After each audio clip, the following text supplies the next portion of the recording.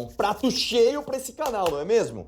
O Léo mandou aqui três cortes longos, e nós vamos reagir agora, não é mesmo? Um sobre o MBL, um sobre quem vai ser candidato e como está a saúde do Bolsonaro. Vamos ver isso daqui? Vamos começar ele falando sobre Renan Santos do MBL. Acho que é o corte que todo mundo quer ver, não é mesmo? Eu não vi ainda, eu preservei isso, inclusive colocaram na live, eu tirei da live para poder ver aqui espontaneamente com você, não é mesmo? Então vamos lá, já dê like aqui no vídeo e se inscreva no canal. Vambora? Vamos lá. Mas se a gente for ficar mais um pouquinho no tema do ano que vem, esse aqui eu não sei se tu viu, mas enquanto eu tava dando uma olhada aqui nas coisas que tinham, coisas pra gente falar hoje, eu vi lá o Renan Santos, que é o cara lá do MBL, do Partido Novo lá, que é o Missão, falando que ia te... Como é que é? Eu quero ver o filho corrupto deles no debate comigo. Flávio Bolsonaro, eu te aguardo. Eu quero acabar com a sua raça, Flávio Bolsonaro. Caramba, Você enterrou a nossa revolução. Você enterrou a nossa revolução, mas nós não morremos. Porra, vocês agora se odeiam pra valer, né, cara? Tu enterrou, quem é esse cara? Tu enterrou a revolução. Ah, Flávio, você não sabe nem quem é o Renan do MBL. Pelo amor de Deus, cara. Assim, desculpa, velho. Nós tivemos algumas reuniões já, né? Novamente, cara, é uma coisa meio ridícula, né? Não, vocês são irrelevantes. Ou a gente é irrelevante ou a gente foi responsável por vocês perderem a eleição, cara. Os dois não dá. São do cara, quem é esse cara? É o cara do MBL. O Renan que eu conheço é o meu irmão, é o Jair Renan? Não, esse é o Você acha que o Jair Renan é capaz de fazer uma declaração dessa, né? O máximo seria, imóvel, o bicho vai pegar aqui, Mané Cambiu. Qual vai fumar? Tá ok? Sistema. Tá ok? Se fosse essa a declaração, beleza, né? Calheiros? É outro. Cara, assim, Como é que é? Assim, lá em 2018... Você tá zoando que ele não respondeu, cara. Ele fugiu da pergunta falando que não sabe quem é Renan. Campo anti-PT e, portanto, mais identificado com direita, ele era mais amplo, ele era mais uma sensação de precisamos derrotar o PT. E eu acho que esse sentimento foi muito importante para a eleição do teu pai, porque, de fato, a galera tava... Cara, precisamos de um troço aqui minimamente diferente, cara. Alguma coisa que seja minimamente fora do esquema e tal. E esse sentimento pautou bastante as eleições de 2018, né? Eu lembro do sentimento na internet se formando desde, sei lá, 2016. Em 2016 os caras estavam chamando o Bolsonaro de mito, né? Então, esse sentimento antissistema pautou as eleições de 2018, em boa medida. Cara, agora para 2026, talvez não seja mais o antissistema e com certeza não tem mais aquela unidade que havia. Existe um, entre aspas, inimigo semelhante, que é quem tá na situação, né? Na época lá em 2018 não era o PT, mas eles estavam... Era mais ou menos, né? Não, era o PT, cara. Claro que era o PT. E agora a gente tem dissidências, como, por exemplo, do MBL, que trabalhou junto com o Bolsonaro lá até 2018, como, sei lá... até outros governadores que não necessariamente são dissidentes, mas seriam uma opção do lado de fora da família, como o Tarcísio. Como é que esse cenário... Nossa, cara, que pergunta atrapalhada, Igor. Meu Deus, não entendi nada. Ele é bastante diferente de 18, né? Vai ser uma guerra um tanto complicada. Igor, é outra eleição, é outro contexto. Só que, mais uma vez, o que a gente vai ter nessa eleição é uma polarização, como eu disse aqui. Cara, você é a favor de bandido ou você é contra bandido? Entendeu? Você é a favor de liberdade ou você é a favor dessa censura toda que a gente está sofrendo hoje? Você quer continuar ganhando o Bolsa Família eternamente ou você quer que tenha um governo que traga investimentos privados, que gere emprego para você ganhar 3, 4, 5 vezes mais trabalhando, para você não depender mais de político nenhum? Esse vai ser um debate e que todo mundo que está contra o governo tem um acordo nessa pauta. Por isso que não tem acordo, Flávio Bolsonaro. Não existe acordo com traidor. Não existe acordo com rato, entendeu? E é só a venda da narrativa simplificada, né? Não, é o ladrão versus o mocinho. Não, teu pai é ladrão também, você é ladrão, cara. É o ladrão versus o ladrão. É isso. Eu não estou preocupado com o nome de verdade, que eu tenho convicção que esse projeto de centro-direita vai ganhar. Porque é natural que o Lula vai ter que defender tudo o que ele fez e o que ele não fez ao longo desse mandato. E como ele é um cara... O Lula é um produto vencido, cara. Como ele é um cara ultrapassado, que não acompanha a rede social, não tá na internet. Não é, Flávio. Ele não é, novamente. Vocês estão tentando vender uma ilusão. Não é. O Lula é perigosíssimo, cara. O Lula é presidente do Brasil, brother. O Lula só baixou a popularidade agora porque o teu irmão, né, que foi um imbecil, foi lá pros Estados Unidos, ajudou, inclusive, a subir a popularidade dele, só baixou a popularidade do Lula agora porque o teu pai tá preso. Entendeu? É o teu pai, acabou de sair pesquisa, põe aí lá na tela. A popularidade do Lula voltou a cair e a desaprovação voltou a crescer. Porque é só o Bolsonaro sair de cena que a galera fala, realmente o PT não dá. Não tá na internet, ele acha que ele pode continuar mentindo pra todo mundo e ninguém vai dar um Google pra descobrir a mentira dele em segundos, cara. Eu não tem mais aquilo dele chegar e falar de prometer picanha com cervejinha. Vai cair de novo nisso. Nós temos 50 milhões de crianças passando fome na rua. Vamos cair de novo nisso? Em especial o pessoal estados aí que votam, né, que pelo menos votaram majoritariamente no Lula. Cara, o que melhorou a vida de vocês? Melhorou a segurança pública na sua casa? Por quem é que tá aqui trabalhando? Você vê que a pergunta era sobre o Renan do MBL, e ele vai jogando pro Lula, ele não quer polarizar com a gente. Você sabe que você perde. É impressionante como os bolsonaristas estão fugindo do confronto com a gente. Vocês estão percebendo, né? Finalmente vocês estão percebendo que a galera tá acordando, né? Para libertar as comunidades da mão de miliciano, de traficante, de narcoterrorista. É a gente. Igual quem é que igual ampliou no governo do teu pai. Vota contra os projetos que tem lá para criminalizar, para declarar como grupo terrorista, CV, PCC. Quem vota contra o projeto é o PT, é o PSOL. Pois é, velho. Sabe quem é que vota a favor de PEC de blindagem? Vocês. Sabe quem é que vota com o PT, com o PSOL, pra criar juiz de garantia, tudo isso? Teu pai sancionou, cara, a emenda do Marcelo Freixo. É que assim, são sempre as mesmas coisas, né? PSB, essa galera. E a gente da centro-direita votando a favor do endurecimento da legislação. Vamos lá, próximo.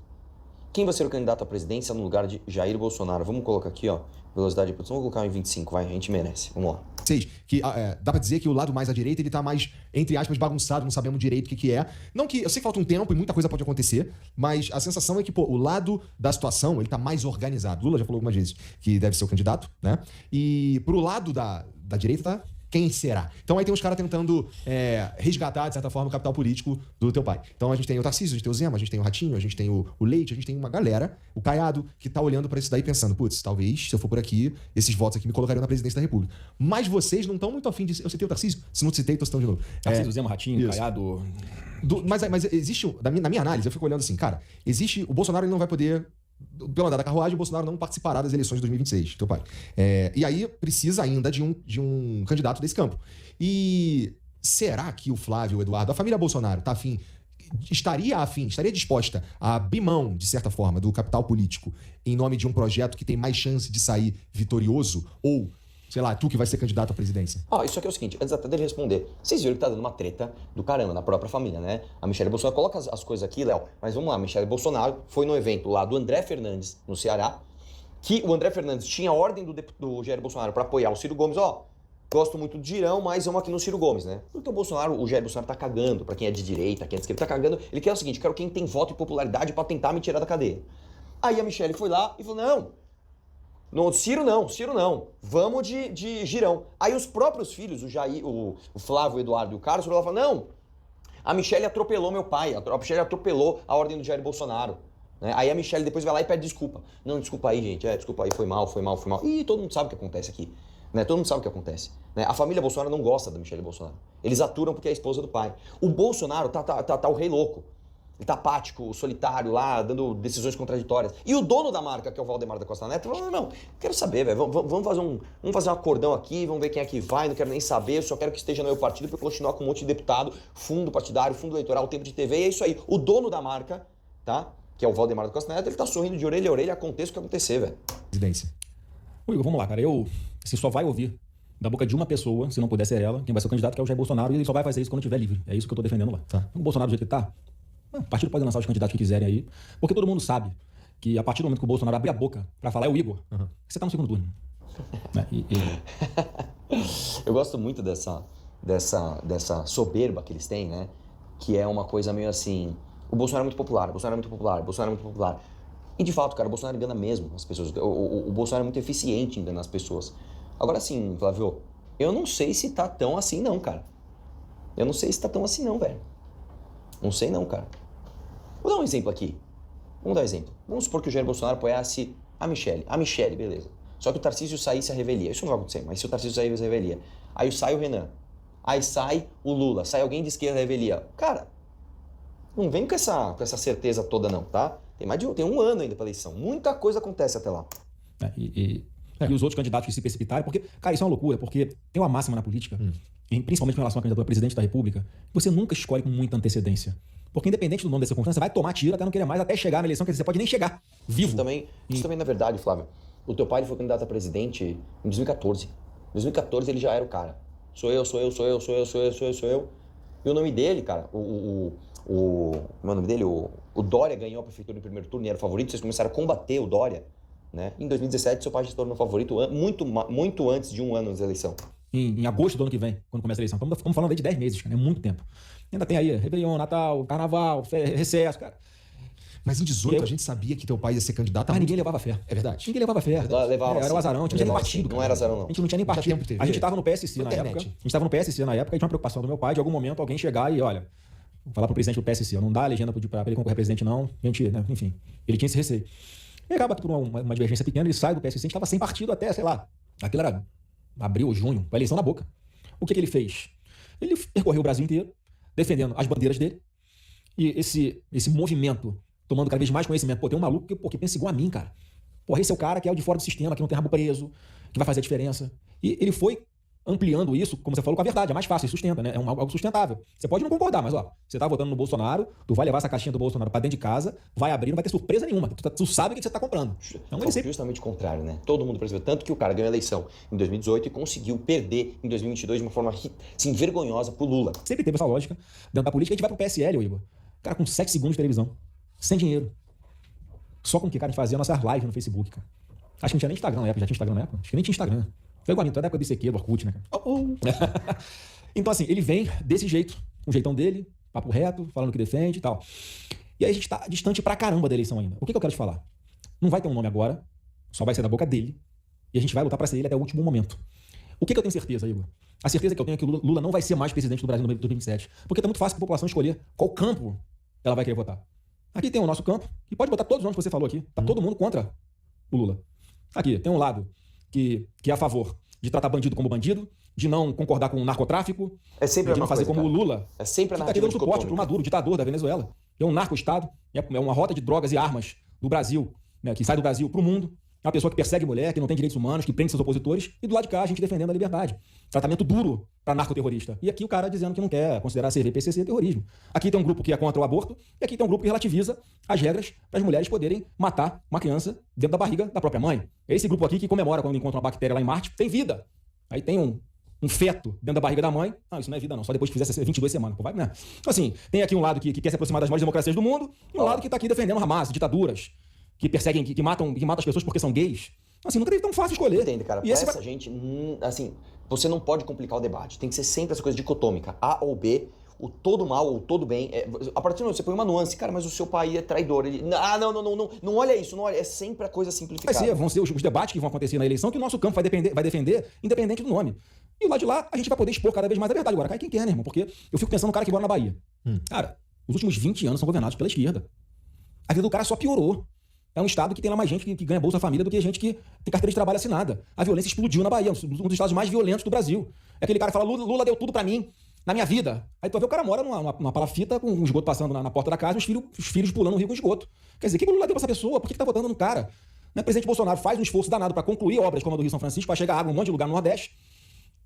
E agora o Lula vai e simplesmente interrompe as últimas ligações que estão faltando e voltou àquela máfia de carro-pipa. Quer dizer, cara, só não enxerga quem não quer.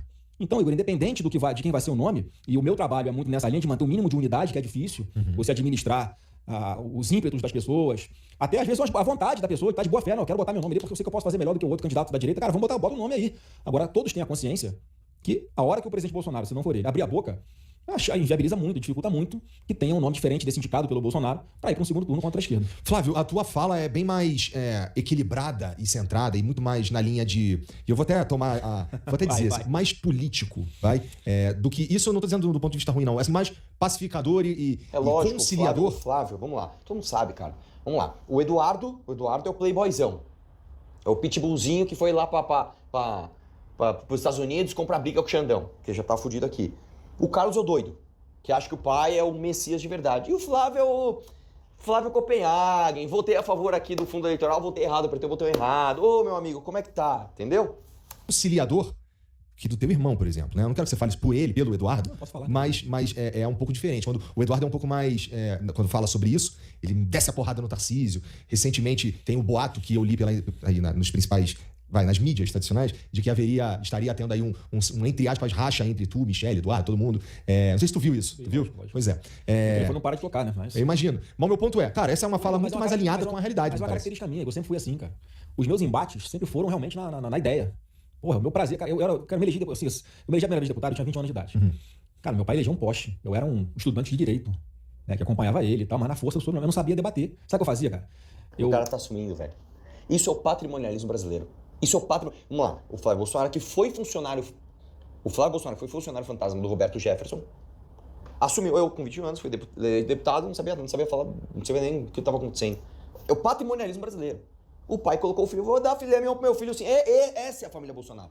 O próprio Flávio tá assumindo. Eu ia pra uma rádio chamada Rádio Super 1440 AM, Rádio Relógio, não sei se tu lembra disso. E tinha um cara lá que era o Bacarim, que fazia um programa, cara, devia ter 2 pessoas no Brasil inteiro ouvindo. Mas eu tava lá, cara, de madrugada, meia-noite, 1 da manhã, eu debatendo com ele, respondendo pergunta, ninguém tava ouvindo, então podia falar besteira, ia rápido. Entendeu? Foi aprendendo, Fui aprendendo. Aí, pancadaria ali ideológica no plenário da Assembleia do Rio, e por aí vai, cara. Mas só que eu sempre fui um cara que gosta do debate, gosto de trocar ideia, gosto de enfrentar, defender aquilo que eu acredito, mas nunca levo pro CPF, cara. Boa. Nunca levo. E o que não acontece né, contra a gente é toda hora no CPF. Mas enfim, eu já chegou coisa pra mim, cara, que era pra ter explodido deputado do PSOL, senador do PT. Cara, olha só, tu bateu na porta errada, tu vai aqui na Polícia Federal, tu vai lá no Ministério Público, que aqui eu não mexo com família e tal. É o meu perfil, cara, pode chamar de porra, inocente. Cara, eu prefiro fazer assim. E eu acho que isso acaba dentro do ambiente político, causando até uma maior respeitabilidade. Porque o cara fez a merda, o cara vai pagar por aquilo. Não sou eu que vou ficar usando isso politicamente. Eu não subo no caixão de ninguém pra ficar fazendo discurso como a esquerda faz. Então, assim, cara, eu sempre tive esse perfil mesmo de pacificador, de conciliador. Eu gosto de falar que né, eu sou o Bolsonaro, que começaram a me acusar de ser o Bolsonaro do Centrão, né? De forma pejorativa. Eu não, cara, eu sou o Bolsonaro centrado. Porque eu sempre fui assim, é o meu perfil. Todo mundo que tentou ser Jair Bolsonaro na vida, imitar, chegar perto, cara, só se ferra. Que tem coisa que ele pode falar, Igor, que eu não posso, cara. Pela idade dele, pela história dele, pelas confusões que ele já passou ao longo da vida, até pra sobreviver. Então ele tem um local de fala que eu não tenho. Concordo. Então, assim, eu não vou querer ser igual a ele. Cara, eu vou assim, é a mesma escola, é de ponta a ponta. Eu não tenho. E mais uma vez, a palavra final sempre vai ser dele mesmo que eu não concorde. Então, ele é o dono da franquia que eu falo. Então, se o cara falar que é pra fazer assim, eu vou fazer assim. Mas o jeito também de falar as coisas, ele tem que ter muito cuidado, né? Então, assim, a palavra é igual tiro, cara. Depois que sai, não volta mais. E eu peço sempre muito a Deus, assim, tem vários versículos na Bíblia que falam isso pra você, que você falar o que pensa não é sinônimo de ser sabedoria. Sabedoria é você saber o que você fala antes de falar. É o que eu procuro fazer. Eu sei que eu dou uma escorregada aqui, daqui a pouco estão fazendo a sacanagem com meu pai. Daqui a pouco estão usando isso de forma deturpada contra mim. Então, assim, eu procuro tomar esse cuidado e eu acho que a chance de errar... É muito bonzinho. É muito bonzinho. Vamos lá para o terceiro corte. Flávio Bolsonaro expõe tudo sobre o atual estado de Jair na cadeia. Vamos lá, vou colocar no 1,25 também. Bora lá? Bom, Flávio, cara, eu acho que o melhor lugar pra gente começar é eu te perguntar como é que tá teu pai. Cara, na verdade, a gente não tem muita informação em tempo real. Porque o tratamento que tem sido dado a ele não se dá nem a traficante de drogas, chefe de facção criminosa. A gente fica sabendo por um parente da Michelle, na verdade, que vai lá levar as refeições para ele. E aí, dependendo do policial que tá ali no plantão, dá uma informação mais precisa ou uma informação mais genérica. Tipo assim, não, quando o cara tá de mau humor, ele fala, sem alteração. E pega a comida e leva lá pro presidente, porque ele não se recusa a consumir qualquer coisa de comida e bebida que é fornecido lá dentro de onde ele tá, não por causa dos policiais, mas que ele tem uma desconfiança da origem disso. Então, a notícia que a gente tem é sempre muito genérica, a gente nunca sabe se é a verdade. E a gente confia mais quando vai algum advogado lá, que aí conversa com ele por um tempinho a mais e aí comenta com a gente como é que tá. Mas a última notícia que eu tenho é que, enfim, ele tá sem alteração. Entendi. Então eu não sei de verdade como ele está. Amanhã, se Deus quiser, eu vou estar com ele na parte da manhã. Mas só que mais uma regra que foi inventada só pra ele, Igor. Eu só posso estar com ele uma vez por semana por 30 minutos. Então assim, não dá nem pra conversar muito e, enfim, tomar algumas decisões que são importantes, que ele me deu a orientação. Mas vamos tentar e o importante é estar sempre levantando o moral do coroa, né? Pra ele estar firme e resistir a esse sequestro que ele tá passando. Ele tá num cativeiro e a gente vai continuar fazendo a nossa parte ali pra tentar reverter não só a situação dele, como de centenas de pessoas que, no meu ponto de vista, foram muito perseguidas e humilhadas e condenadas injustamente. Isso é mentira, cara. Vocês estão fazendo de tudo para tirar o seu pai da cadeia. Por exemplo, vocês tiveram a oportunidade de trocar o PL da dosimetria pela anistia de verdade das pessoas que estão presas, essas centenas que você falou que são injustiçadas. Mas aí o que vocês fizeram? Não, deixa isso para depois. Se não incluir o Jair Bolsonaro, nem mexe nisso. Por quê? Porque essas pessoas são interessantes para você falar, né, que há uma ditadura, para você usar elas para tirar seu pai da cadeia. Você tá cagando para essas pessoas. Você quer teu pai fora da cadeia. Tá? Vamos lá. Pela vontade, praticamente, pela articulação de uma pessoa só. Tu tava falando do projeto de anistia. A gente está há alguns meses batalhando nesse assunto. E qual é a dificuldade, Igor? A dificuldade é que tem, claramente, algum fator externo, estranho ao Congresso Nacional, que inviabiliza o andamento dessa pauta. Não é, cara. Vamos lá. Quais são as dificuldades? Dificuldade número 1. Não existe anistia para golpe de Estado. Não é a minha opinião, cara. É inconstitucional, tá? Inclusive eu perguntei para advogados constitucionalistas, os caras falaram, não, realmente o Alexandre de Moraes falou uma coisa que é verdade. Na nossa Constituição não se prevê anistia dada pelo Congresso, nem graça para crime de golpe de Estado. Então não tem essa opção. Segundo ponto, tá muito claro, ô Flávio Bolsonaro, que vocês não estão trabalhando coisa nenhuma para isso. Vocês querem tirar o teu pai da cadeia. Quando foi dada a opção, vocês não quiseram de tirar essas pessoas, de fazer a dosimetria, reduzir as penas, e a partir desse momento, já que essas pessoas já estão presas há algum tempo, elas sairiam. Né? Vocês não quiseram isso. Então não adianta. Né? E outra dificuldade, a oposição é atrapalhada e é feita por oportunistas. A galera quer meter um esparadrapo, fazer um vídeo, não quer trabalhar nada. A galera achou que eu amo o mito? Achou, então já era, foda-se, tem que trabalhar nada. Né? O próprio Arão dos Santos falou, abram mão dos seus cargos, vão pra cima com tudo. E a galera, principalmente o Nicolas, esses caras todos, não vão fazer isso. E não vão mesmo. A dificuldade é de pautar, que foi o que a gente combinou, o que a gente pediu, na verdade, nós negociamos isso. Tanto com o Hugo Mota, presidente da Câmara, quanto com o Davi Alcolumbre, presidente do Senado, quando eram candidatos ainda desses cargos, que eles pautariam a anistia. É o que a gente está pedindo agora, para pautar a anistia e ir pro voto. Como sempre foi, aquela frase que muitos adoram falar, o plenário é soberano. É o que a gente está defendendo, porque de verdade não cabe uma dosimetria, uma redução de pena, quando a gente está falando de pessoas que não cometeram esses crimes que elas estão sendo... Tá. Então entendi, Flávio. Vamos fazer uma dosimetria para na prática tirar essas pessoas da cadeia? Não. Não vamos falar disso, vamos falar de isentar meu pai do que ele fez. Usados. Então a gente está ali pressionando para que esse ano ainda a gente consiga votar. E estou esperançoso que a gente consiga. Então muitas vezes as pessoas pedem para a gente ir para não estou vendo vocês falando nada, não estou vindo para pancada, fazendo obstrução, cara. Já fizemos e não deu certo. Se só falar e ficar em rede social adiantasse, já estava resolvido. Mas a gente está realmente tentando uma postura política ali, sem muito alarde, para que diminua a pressão sobre aquelas pessoas que querem enfrentar esse tema no plenário da Câmara e do Senado, mas tem receio. Olha que democracia linda. Essa pressão viria de algum dos poderes? É lógico que vem do outro lado da Praça dos Três Poderes. E a gente, eu fico, né, assim, dá uma sensação às vezes de impotência, no sentido, cara, a gente só quer fazer o nosso trabalho. Vamos pro voto para ver quem tem mais voto e resolve esse negócio ou não resolve, independente do que algum outro poder queira fazer depois desse processo legislativo completo. Então estamos aqui mais uma vez insistindo com essa anistia total, sim, porque a gente vai discutir aqui ao longo do programa um processo que, na verdade, tem várias provas que inocentam quem hoje está preso. No mundo ideal, Flávio, então tu diria que esse projeto da anistia estaria pautado e estaria em vias de ser votado e não está rolando porque há uma pressão do STF, vai? A preocupação não é essa, Igor, não é do STF, realmente. É da Alexandre de Moraes, basicamente, que foi o grande articulador para a gente chegar até esse ponto. E hoje, quando a gente olha com calma, Igor, o filme todo, não apenas o momento que a gente está, isso já foi articulado desde o primeiro dia de mandato do presidente Bolsonaro. A conspiração. Porque, na verdade, o Bolsonaro se elege em 2018. Porque uma das paradas que eu ia te perguntar aqui é justamente quando é que tu acha que começa essa perseguição. Pra você ter uma ideia, Que perseguição é essa, Flávio? Que o Gilmar Mendes te livra de uma acusação de rachadinha? Que perseguição é essa, Flávio? Que o Gilmar Mendes dá total apoio ao Alexandre de Moraes e o teu pai fala, não critiquem o Gilmar Mendes. Cara... Se você vai lembrar de um caso que teve bastante repercussão, que foi quando o Alexandre de Moraes deu uma decisão para impedir que o então delegado Alexandre Ramagem, delegado da Polícia Federal, assumisse a chefia, a diretoria-geral da Polícia Federal. Isso foi em 29 de abril de 2020. 29 de abril de 2020. Tinha 1 ano e 4 meses de mandato do presidente Bolsonaro. Numa canetada, ele simplesmente falou, não, ele está sendo colocado lá porque ele é amigo dos filhos do presidente e vai ser um cara que vai ser parcial, não vai fazer um trabalho independente. Eu nem conhecia o Ramagem direito. Mas se aproximou do meu pai em 2018, quando a Polícia Federal escolhe a equipe que vai fazer a escolta do candidato a presidente da República. Nunca soube da existência de Ramagem na minha vida. Ele não era deputado, era um delegado. E aí, sim, você vê que... vai ver os posicionamentos políticos dele. E depois ele foi apoiado por quem?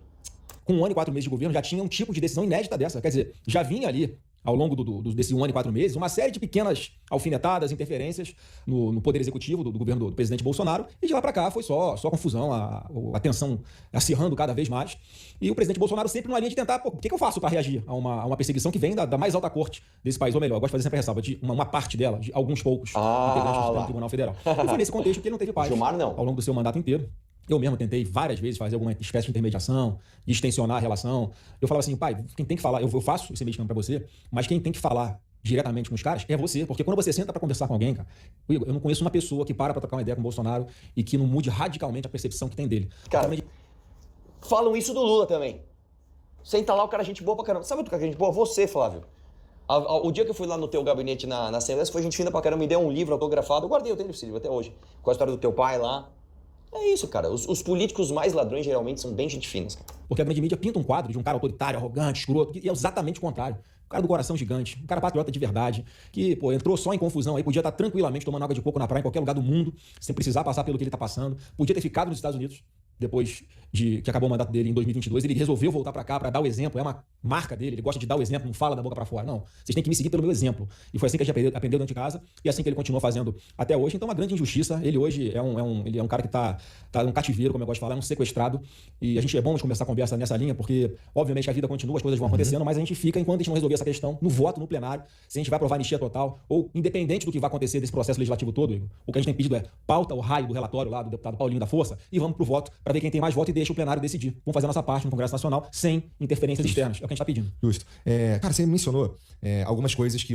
a primeira coisa lá no passado foi o impedimento do Ramagem de... Não foi a primeira. Quando aconteceu isso, já estava tensionado, já estava uma relação ali de trocação. Esse foi, assim, eu acho que o que todo mundo lembra, que foi algo marcante, foi com 1 ano e 4 meses de governo. Sim, sim. Tá bom. É isso. Fraco, né? Achei que era melhor. Fraco, né?